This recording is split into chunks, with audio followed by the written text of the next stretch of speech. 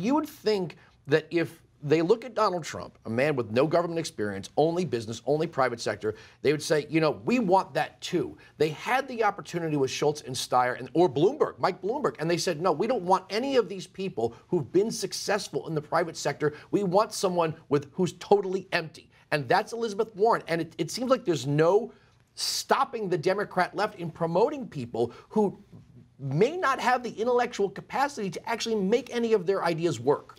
Right, and it's the politics of envy. You read Elizabeth Warren's quotes and she's angry. She's mad that people have made success in this country. And she said, we're not just coming for your real estate, we're coming for your diamonds and your Rembrandt and your yacht. And it's like, oh, geez, like you're a very envious person. And you're right. Howard Schultz, I actually went before, when I was still at the Free Beacon, I went to his book event when he was, talking in Seattle. His home, is basically his hometown, adopted hometown, when he was flirting with this idea of running for president. And he was not well received in that audience because they don't appreciate, they attacked his story of being raised in Brooklyn in housing projects and becoming a self-made billionaire and starting one of the most successful companies that liberals ever. Tend to like. Right. A company that liberals tend to like. But that wasn't good enough because he was not fully on board with completely soaking the rich and the class warfare and the hard left socialism that's taken over the Democrat Party these days. He was not well received, but people like Elizabeth Warren and Bernie Sanders never had a job in his life. Didn't make a paycheck till he was 40 when he went into government. Yeah.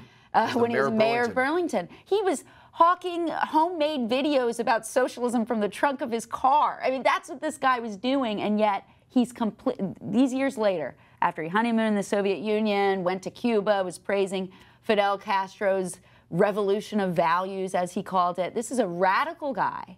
Now he's gone into government, he's come out a millionaire, and he's completely transformed the Democrat Party to adopt his crazy radical socialist policies. It's very troubling to see, but that's what's latching on for the Democrat base. That's what inspires them. People that have never made an honest living. Joe Biden as well. He entered government when he was in his 30s.